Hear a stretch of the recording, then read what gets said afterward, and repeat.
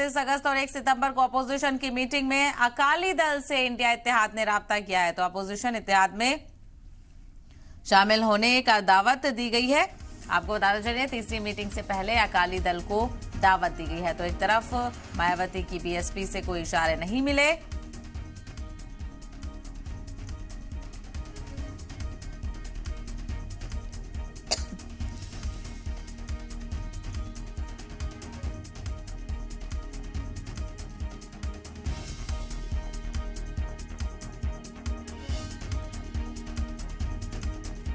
खबर आपको बता दें 31 अगस्त और 1 सितंबर को अपोजिशन की मीटिंग में अकाली दल को राब्ता किया गया है, अकाली दल से राब्ता किया गया है। ऐसे में देखना यह होगा कि इस बड़ी मीटिंग में क्या शिरोमणि अकाली दल के लीडर शामिल होते हैं या नहीं। दावत दी गई है। फिलहाल तीसरी मीटिंग से पहले अकाली दल को दावत दी गई है। हालांकि इससे पहले बीएसपी से भी राब्ता करने की कोशिश की गई थी, लेकिन जराये के हवाले से जानकारी मिली थी कि मायावती ने 40 सीटों का मुतालबा किया था, 40 सीटों की शर्त लगी थी, जिसके चलते ऐसा देखने को मिल रहा है कि शायद इस शर्त पर कहीं ना कहीं इत्तेफाक राय नहीं हुआ होगा। उसके बाद ये वजाहत सामने आई कि मायावती ने मना कर दिया है कि वो किसी भी दल के साथ, किसी भी इत्तेहाद के साथ नहीं है। तो वहीं अब अकाली दल की तरफ से क्या कुछ रिएक्शन और क्या कुछ सहमति सामने आती है, इस पर नजर बनी रहेगी, क्योंकि इस बार जो मीटिंग मुंबई में होने वाली है उसको लेकर कहा जा रहा है कि कुछ और लीडर शामिल हो सकते हैं। अमजद, आपके पास लौटेंगे। अमजद, लगातार अपोजिशन की तरफ से राब्ता करने की कोशिश की जा रही है, अलग अलग पार्टियों की तरफ से, अब बारी है अकाली दल की।